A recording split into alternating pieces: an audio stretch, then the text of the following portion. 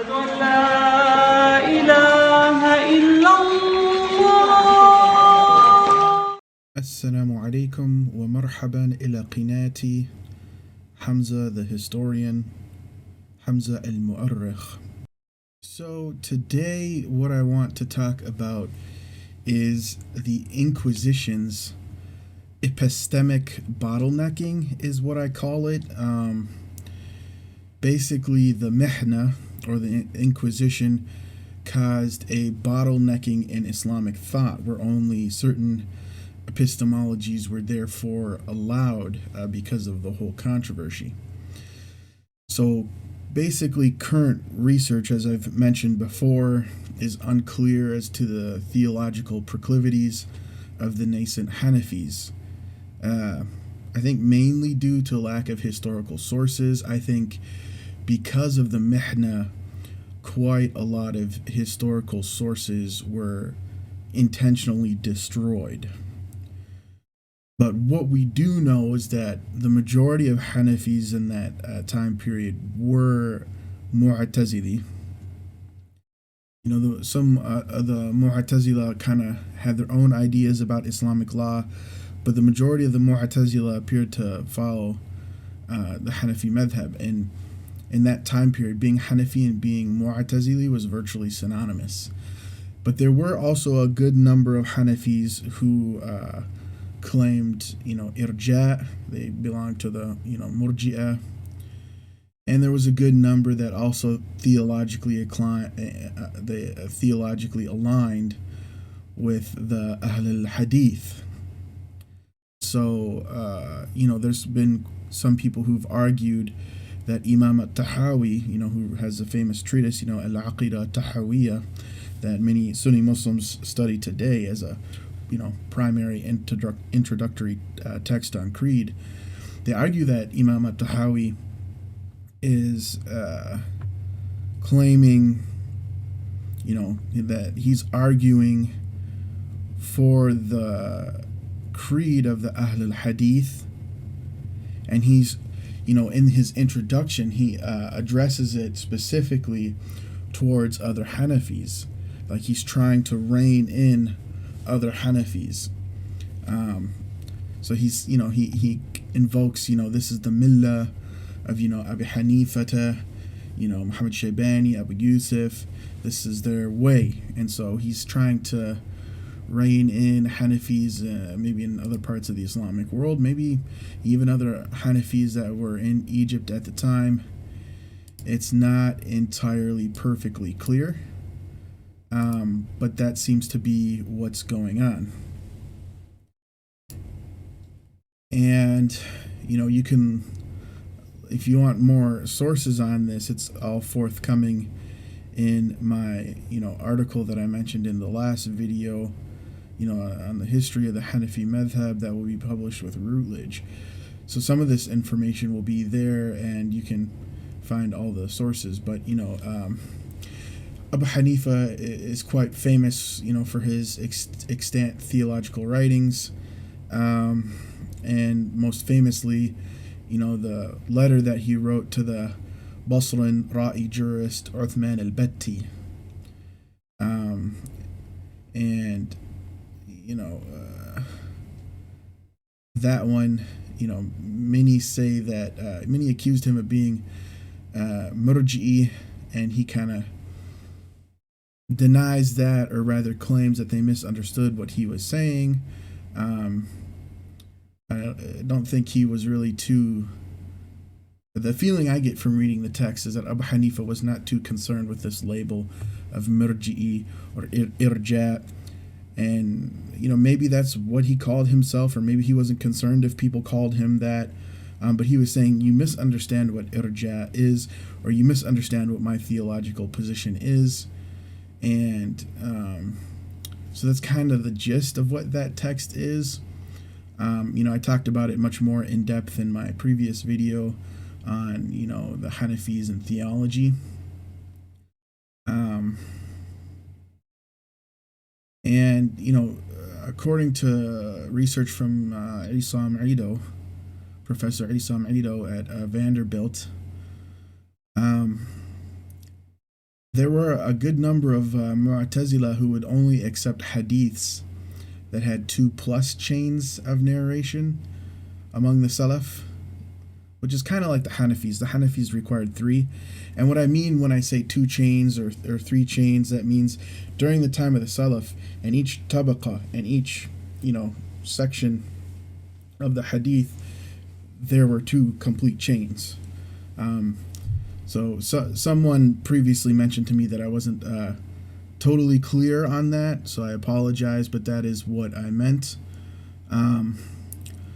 So closer to the even the Mu'tazilis who differed in hadith criticism from the Hanafis typically were similar to the Hanafis. So they might have said, oh, well, we don't need 3 chains, we just need 2 for hadith and fiqh. Or some of them, they didn't accept the hadith al-ahad at all, or they didn't accept hadith mashhur at all, and they only went with hadith al-mutawatira. So that's also an important thing to note. And even the famous scholar Mustafa al-Azami, he had wrote on this a little bit as well. So this is kind of a known thing for the Mu'tazila. So in essence, they're even the ones who were profess something slightly different from the Hanafis usually were kind of close in that regard. And it's well known that the Abbasids favored the Mu'tazila. It's also well known that they favored the Ahnaf, the Hanafis. So both of these groups, which really were one group, were highly favored by the Abbasids. If you look at Benjamin Yokish's book, on Harun al-Rashid and, Muhammad Shaybani, like it's very clear that there was a strong connection between the state and the Ahnaf, between the state and the Mu'tazila.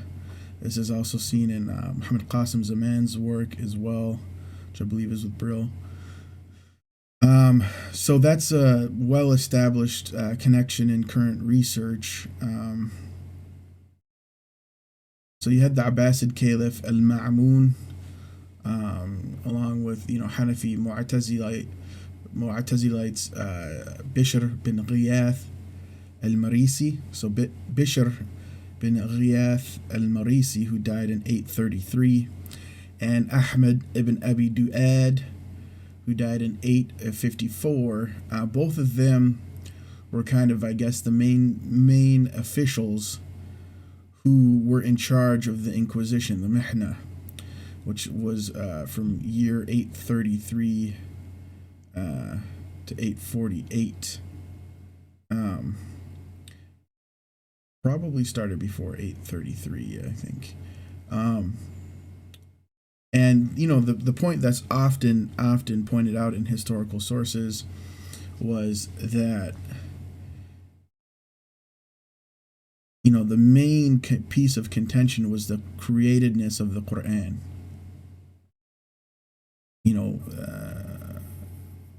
Was the Quran created or not? But also it had to just do with people who were into kalam, people who were into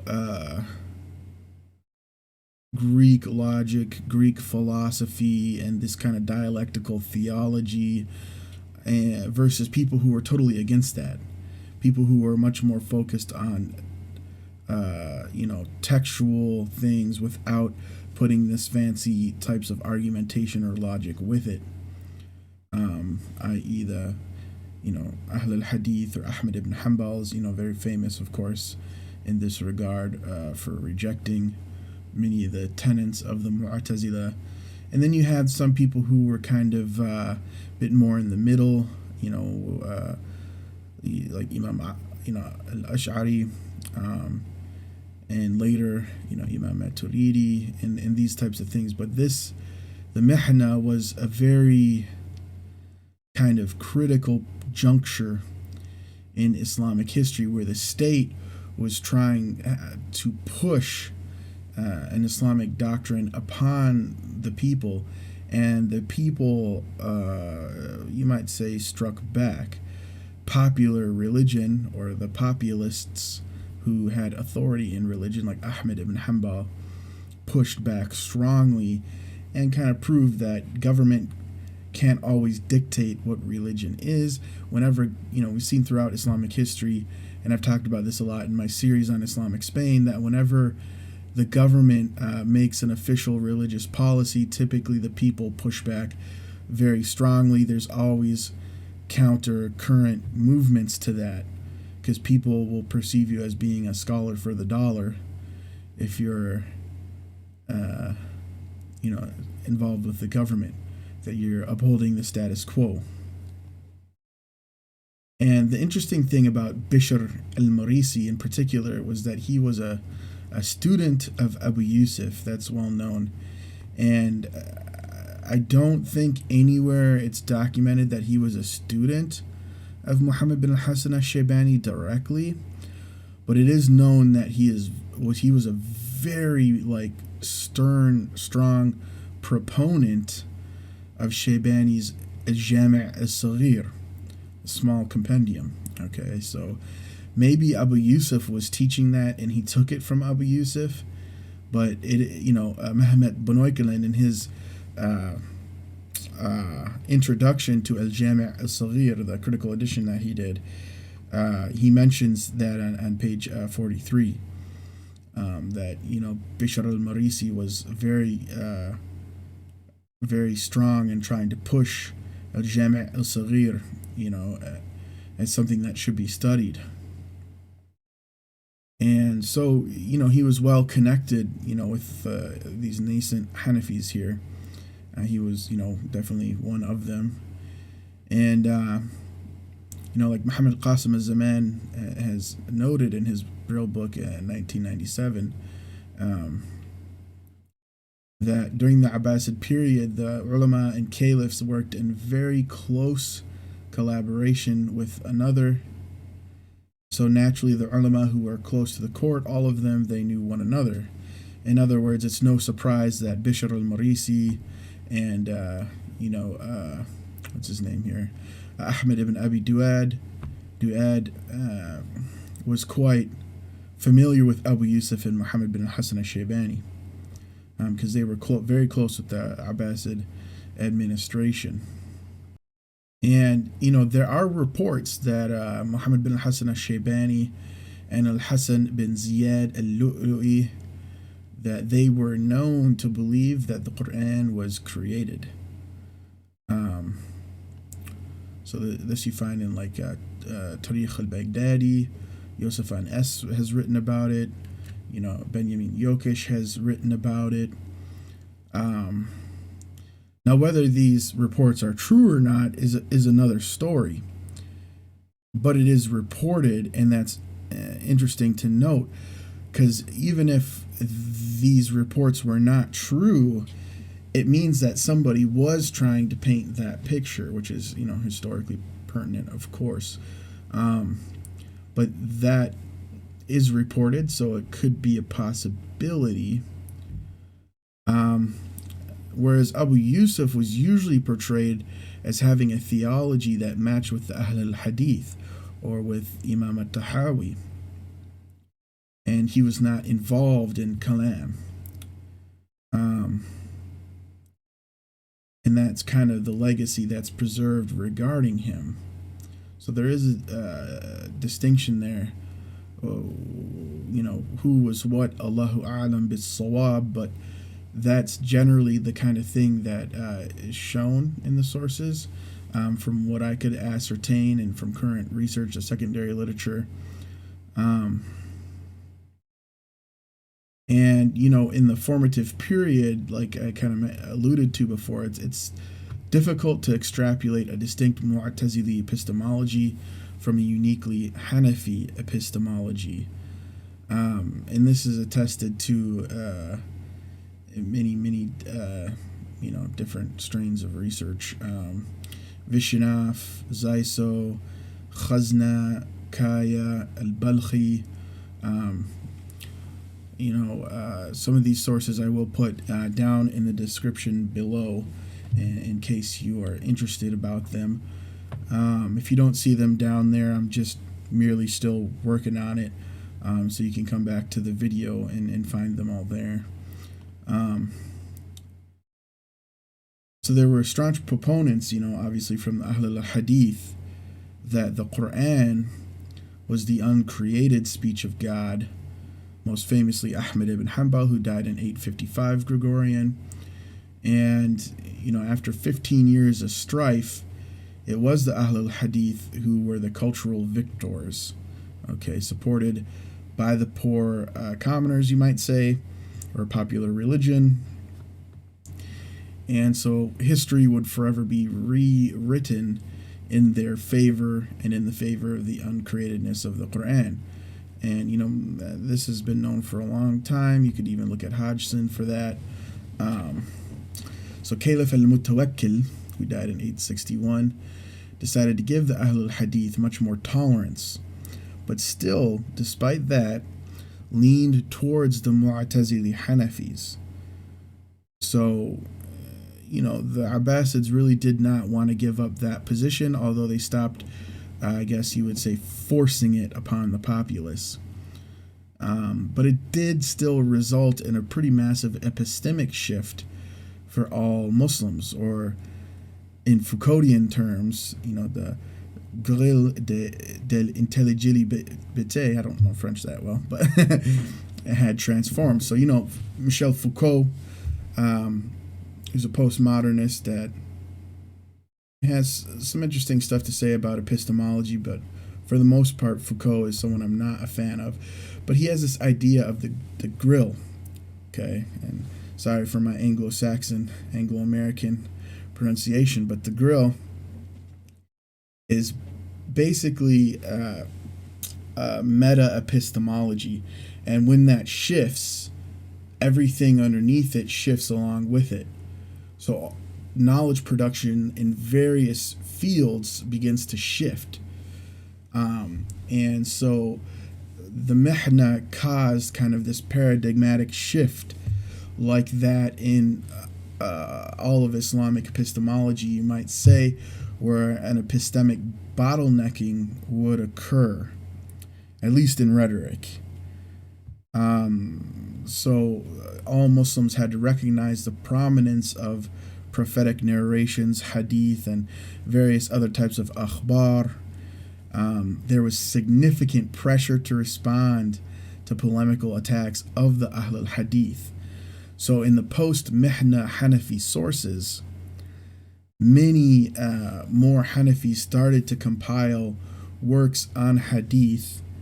They started to compile shuruh that included hadith, and at the same time repudiated Mu'tazili theology. Quite a lot of them even moved completely to the Ahl al-Hadith type of theology. This was very prominent, as I mentioned in the previous video on theology, that, in Central Asia, Transoxania, I'm talking about like Khurasan, Balkh, Tirmidh, Bukhara, all these kinds of places, Central Asia and Transoxania, they were very anti-Kalam, very anti-Mu'tazila. And we know that Imam Maturidi, even though he was from there and was preaching there, was very marginalized during his own time, and it wasn't until generations later that he became much more popular. And so this, is attested to, even you can see it in the figure of, Tahawi himself. You could see it, in all the Musnad Abi Hanifa books that began to arise from, the Central Asia, Transoxanian area. And, like I said, all of the different commentaries that included hadith. But as we know, as I talked about in the previous video, these hadith were still hadith that were not from the 6 canonical Sunni sources, or what became canonical later on. How canonical they really are is debatable, because they didn't really become fully canonical until maybe the late Ottoman period, or even you might say modernity. There's a lot of evidence in recent research that has shown a lot of Hanafis resisted using them for fiqh all the way up until modernity. The Ottoman establishment especially had little concern with using hadiths from those 6 canonical sources in their books, in their official curriculum, which I'll get to in another video here in the future. And it was more the Arab Hanafis who didn't really have authority in the Ottoman system, starting with Ibn al-Humam, who really changed all that. He marked a major shift in Hanafi epistemology. But the Ottomans, for the most part, even though they read him, did not vibe with his theory, more or less. Like I said, the details of which I'll get to later. So even though, these Hanafis, they all of a sudden kind of became more constricted, in a sense, in what they're allowed to do in fiqh, and they had all this pressure to respond to the al-Hadith on many things. At the same time, the Shawafi' and Hanabila felt pressure, you might say, to bring in more theory, and I mean theory in kind of like the Western sense, bring in more theory to doing Islamic law. So we all know Shafi'i, was a big proponent of qiyas. Even the Hanbalis would bring in qiyas and different modes of istihsan, and I mean that in a loose way. It's famously known that Shafi'i railed against istihsan, but the Shafi'i Madhhab basically introduced this thing called istishab, which is more or less the same thing. In other words, they had means to adjust rulings when they didn't work out practically on the ground, when qiyas wasn't sufficient. Those various, it's a lot more complicated than that. I'm just giving you guys the baby basics, just giving you some scaffolding, and then the details of which get more and more complicated. They all 4 madhabs, they do qiyas differently, for instance, and have very specific rules with it. But there was this bottlenecking that happened, where the Ahl al-Hadith and Ahl al-Ra'i essentially came closer to one another, or their inheritors, so to say, came closer to one another. And the discourse did not have the same amount of diversity as it did before, because the Mu'tazila, even though, like I said, they were patroned by the state, among popular religion, they were kind of fading a little more and more into obscurity, you might say.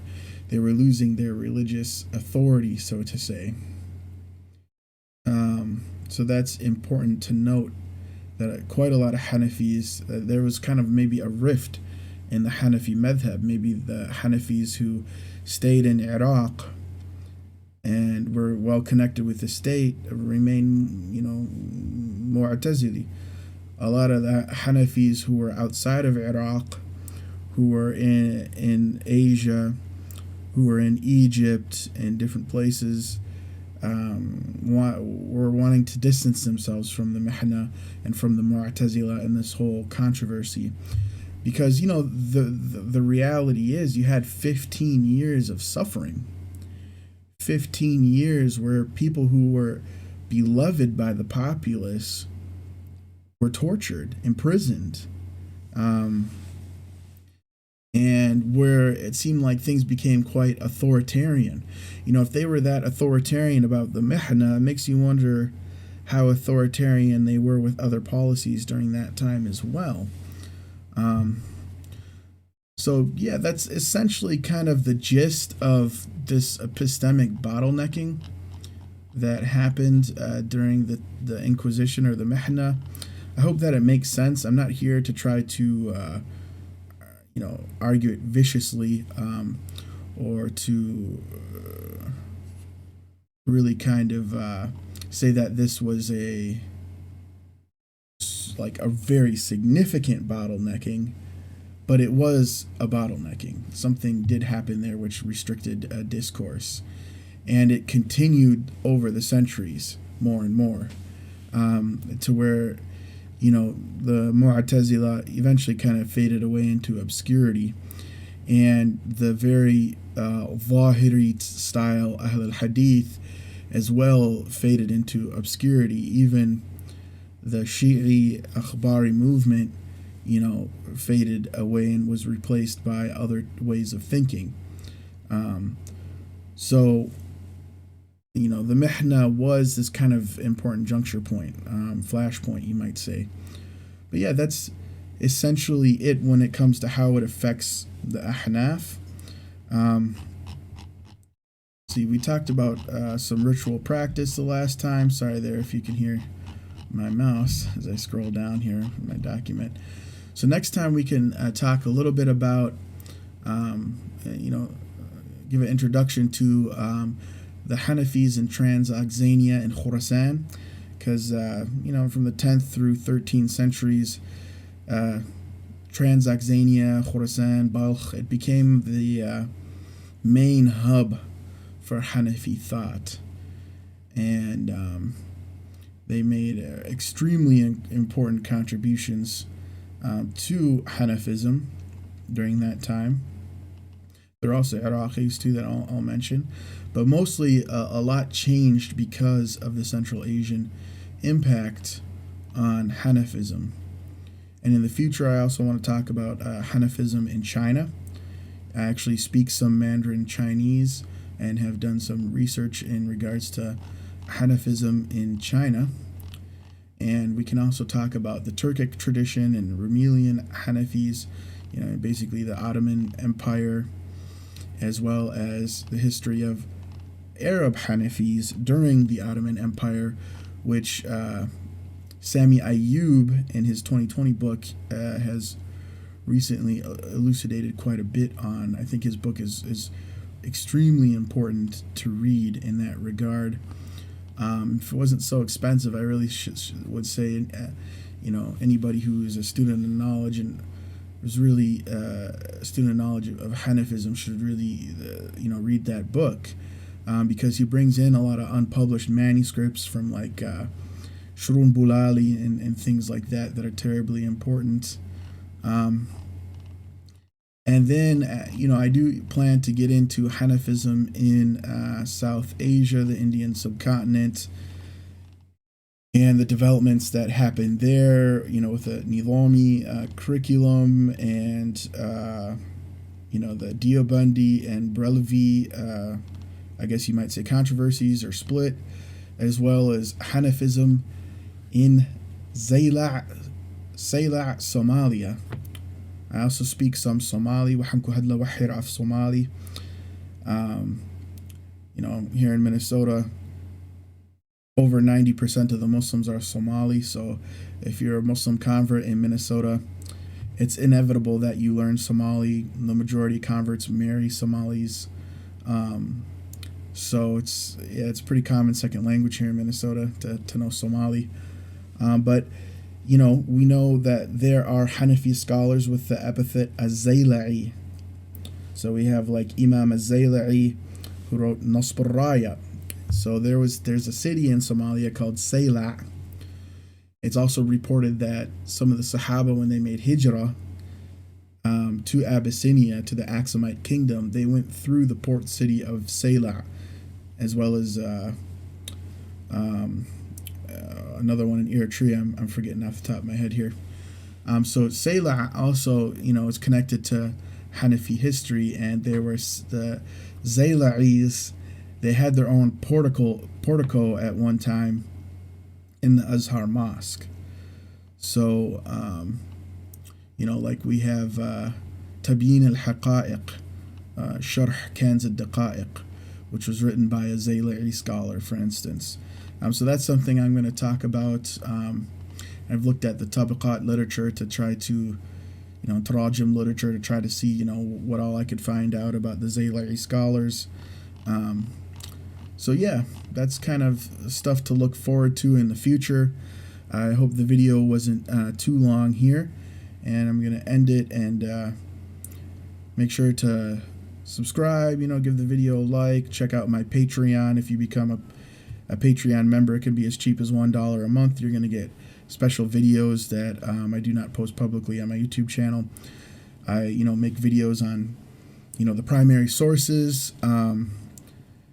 If you're someone who's an academic, intellectual researcher, I'm going to talk about kind of the more, I guess, sophisticated stuff that I won't talk about on my public stuff, because this stuff I just kind of want to make for the average kind of lay people to get an introduction to the topic. But if you want stuff that's much more sophisticated, I'll be putting that on my Patreon channel. Maybe we can, read some texts in Arabic and things like that. So I also want you guys to check me out. I have a Facebook page, Hamza the Historian. You can also follow me on Twitter. And I hope, this moving camera here following my head wasn't too terribly distracting. But yeah, if you guys have any questions, comments, concerns, ideas, comment below. If you're an academic, a researcher of some kind, a student of knowledge, a sheikh, an alim, who has some, expertise that they would like to lend, I would be happy to do, like a recorded Zoom session, and we can put you on the channel here.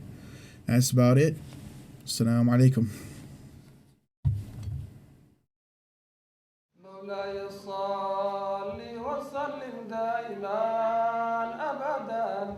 على حبيبك خير الخلق كل